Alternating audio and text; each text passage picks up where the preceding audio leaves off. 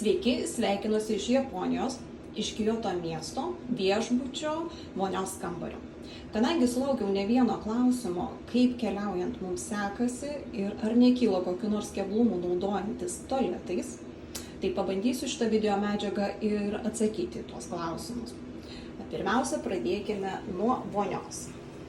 Štai tipiška japoniška vonia, kranas, išsitraukiamas dušas.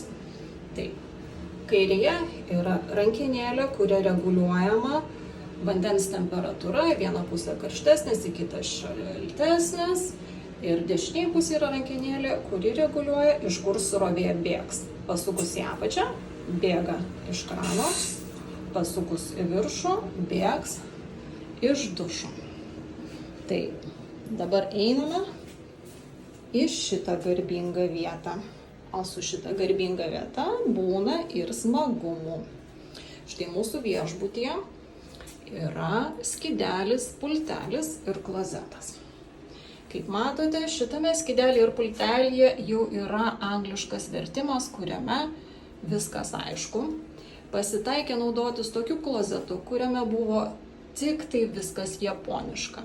O tada ir prasidėjo smagumas.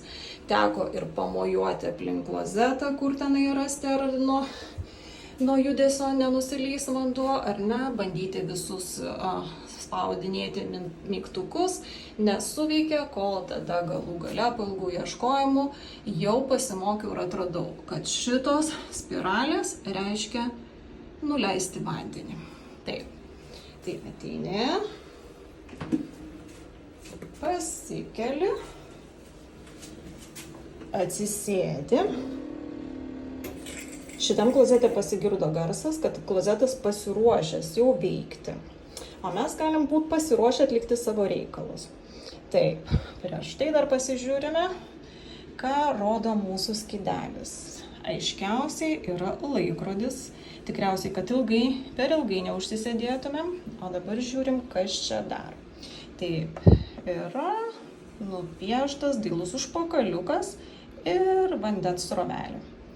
Dar vienas dailus užpakaliukas, o kas čia nupiešta, tai vat ir klausimas.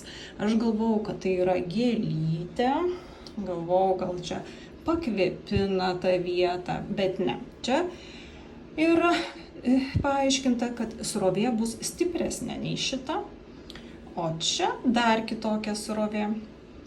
Taip, šitas skidelis yra ganėtinai mažas, kiti būna tokie net ir dvigubai, trigubai didesni, kuriuose kiekviena funkcija dar galima ją išskirstyti kitaip.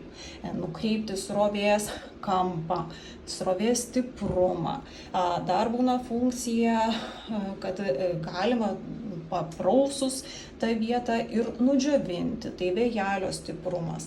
Yra ir privatumo funkcija, kad jeigu nenorit, kad girdėtų, kad kažkas pliumteli, tai galit paleisti gražią muzikėlę.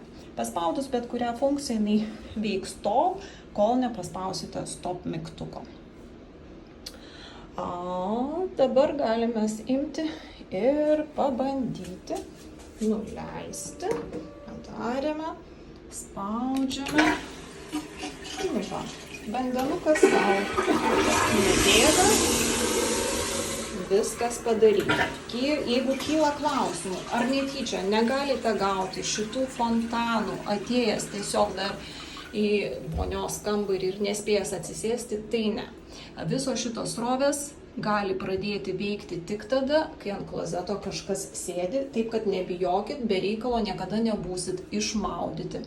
O jeigu ruošiatės į Japoniją, tai visiems sėkmės.